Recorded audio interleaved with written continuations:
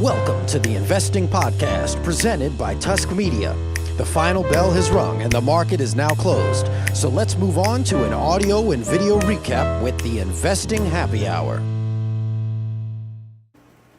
Good afternoon, everybody. Welcome back to the Investing Podcast presented by Tusk Media. This is the Investing Happy Hour. We made it all the way to video number 3, podcast number 3 of the day. Today, obviously, is Thursday, June 2nd, 2016. We're going to catch you up with the markets, which are now closed, hit some high points of the day, some low points as well, also hit some of the day's major stories, and some stories that aren't major at all, but just random and things we want to talk about. So the good news for the day was that the major U.S. indices were all up across the board. We talked this morning and futures were pointing downward as the day began, and even at the midpoint of the day, right around noon or so, the markets were down basically on every major index. So we saw a nice little rally in the afternoon, which is good news, especially when you had a lot of headline risk, so to speak.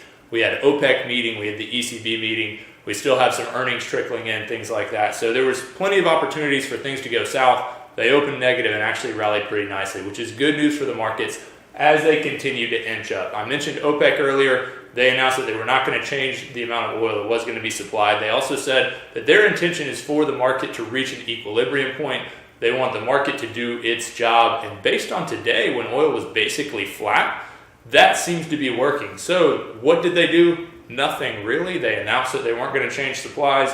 They were going to continue to have what some people thought would be an oversupply. They were going to let it keep pushing, but the price didn't really respond all that much. So anytime you can do nothing and have an outcome that you want, that's the best case scenario, especially if you're OPEC. So great job by OPEC. As I said at the lunch update, OPEC's going to OPEC, and they OPEC today.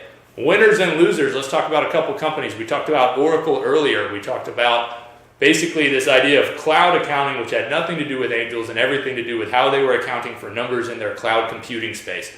The stock was down more than 5% earlier in the day. It ended up being down 4%. So that headline is still weighing on Oracle stock, even after a press release was issued in which they said these reports came from a disgruntled employee. There's no credibility to them. So that's definitely a story that we can keep an eye on. We'll see how investors respond. We'll see how the company responds.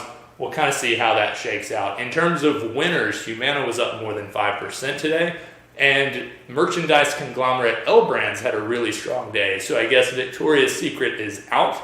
Either that or sales of White Barn candles have been absolutely on fire. Strong day for L Brands, up more than 3% for the day, which brings us to one of our favorite stories that's completely random.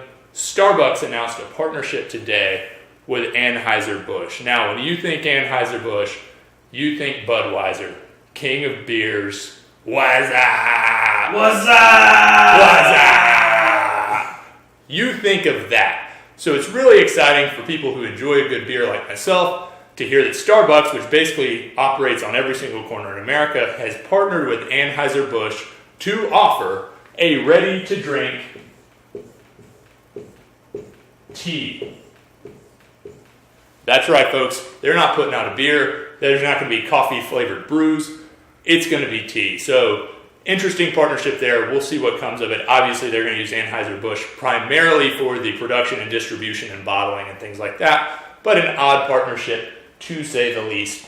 In closing today, interesting political news. Speaker of the House Paul Ryan finally came out and did endorse Donald Trump. He had said that he would not.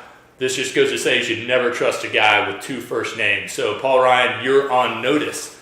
Getting a text message here. It's from my father.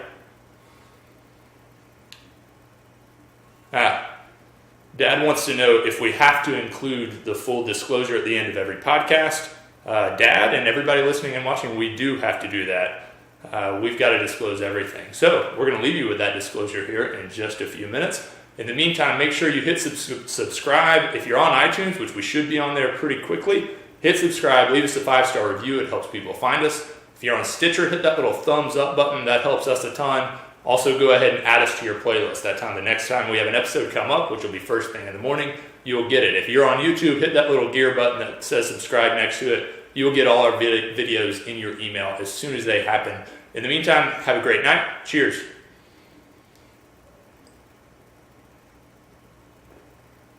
Tusk Media is a subsidiary of Narwhal Capital Management. Ratings and reviews of Tusk Media content are not to be construed as endorsements of opinions, analysis, or services offered by Tusk or its parent company. The opinions and predictions shared here are our professional beliefs at the time of publication. We are not under duress from any of the corporate entities mentioned. This is not a solicitation to take any particular action. Although we are investment advisors, this information should not be considered investment, legal, or tax advice. We strive to be as impartial, insightful, and accurate as possible. We base our opinions, analysis, and calculations on information we believe to be reliable, but we cannot guarantee its accuracy. We can, however, guarantee that our opinions will sometimes be flat out wrong due to a variety of factors. Employees and clients of Narwhal Capital Management may or may not hold positions in the securities detailed and may or may not hold these positions in the future. A full list of all securities purchased, sold, or held during the 12 months preceding the date of this publication can be provided upon request. Unless otherwise noted, all data accessed via MarketWatch or the Bloomberg terminal. Past performance does not guarantee future results. A copy of Narwhal's Form ADV is available at the SEC's website, www.advisorinfo.sec.gov, or from Narwhal upon written request.